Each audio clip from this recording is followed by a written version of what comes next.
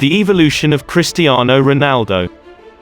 Hello and welcome to LM10 vs CR7 Galaxy. Today we take a look at Cristiano Ronaldo, and how he's evolved his game since the start of his career. Being one of the greatest to ever play the game, it would be strange if he didn't evolve his game to stay consistent, or to get better.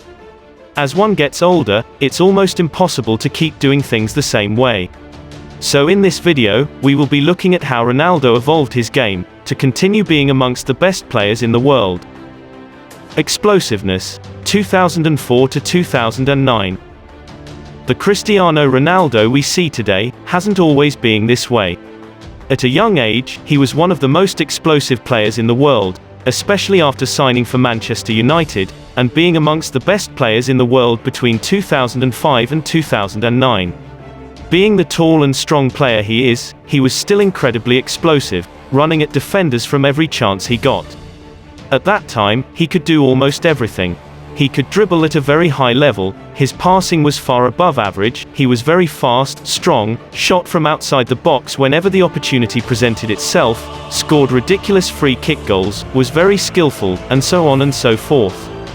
He was at the forefront of Manchester United's immense success during this period, winning multiple league titles and a Champions League title. For a young player with the ambition of being the best in the world, this period set the precedence for Cristiano Ronaldo. Taking a look at most young players past and present, not too many players have been as good, or better than Cristiano Ronaldo at a young age. There have been many incredible players in history who were very good when they were young, however not many can boast to possess the attributes Cristiano had at a young age. Young Cristiano Ronaldo could be considered one of the most complete players in history. He could do almost everything. So, this time where he could do almost everything as a player can be considered to be a period of incredible explosiveness. Efficiency, 2010 to 2014. After signing for Real Madrid, Cristiano Ronaldo's way of playing the game didn't change much, but he became much more efficient than he was at Manchester United. I mean, this is quite understandable.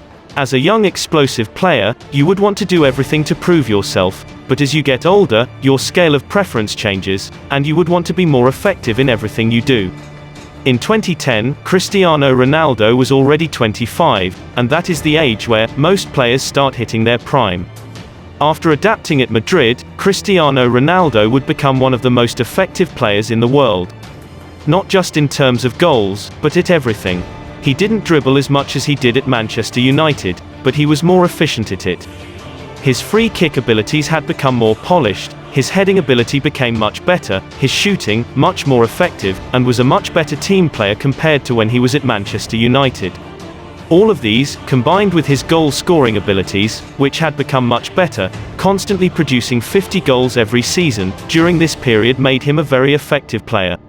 Many believe that this was the period where Cristiano Ronaldo hit his peak, and for me there's no doubt about it, because the things he did as a player individually, cannot be compared to the other periods in his career. Even his passing had become much better, as he was always amongst the players with the most assists every season. A period of immense efficiency for Cristiano Ronaldo. Adaptation, 2015 to 2018. Cristiano Ronaldo adapted much quicker than expected. In 2015 he was still only 29, 30. And for a player of his caliber, it was quite surprising. From 2015 to 2018, the world witnessed another version of Cristiano Ronaldo. He pushed aside many aspects of his game during this period in order to stay effective. He would now put almost 90% of his efforts on goal scoring, and it worked like magic, because this is when we witnessed him at his goal scoring best. He would produce his best ever season in terms of goal scoring in 2014-15, scoring 61 goals in all competitions. He would also produce his top Champions League seasons in terms of goal scoring after the 2013-14 season, where he scored 17 goals. During this period from 2015 to 2018, he would score 15, 12 and 16 goals in 3 Champions League seasons. It was also during this period he produced his best Champions League knockout performances. So, even though he sacrificed majority of his game for goal scoring, it still did more harm than good for him individually and collectively. He would win 2 Ballon d'Ors and many other awards. His goals would help Real Madrid win 3 Champions League titles, which were won consecutively, and a host of other trophies. It was this period that cemented Cristiano Ronaldo's legacy as one of the greatest goalscorers in history. The numbers he produced during this period can only be matched by a few throughout the history of football. Steady decline. 2019 till present. After the 2017-18 season at Real Madrid, Cristiano Ronaldo signed for Juventus. According to many, this move marked his decline. In his 3 years at Juventus, Cristiano Ronaldo could not be considered to be bad. As a matter of fact, he was still amongst the best players in the world. But this was only based on the world's standards at that point in time, and not his own usual standards. The standards of the world had dropped tremendously. Although he was still able to score about 30+ goals on average in all his 3 seasons at Juventus, from the way he played, we could already tell that Cristiano Ronaldo is no longer the player he once was, the player the world knew and loved. He managed to win trophies at Juventus, but these are trophies they've always been winning long before his arrival. Another testament of his decline was the Champions League. Throughout his time at Juventus, he only got past the round of 16 once, after scoring a hat-trick against Atletico Madrid, yet his team was still eliminated in the next round.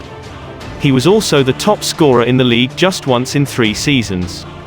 We could say that his time at Juventus was filled with ups and downs. Fast forward 2021-22, he would move to Manchester United, the club that made him the best player in the world for a second spell.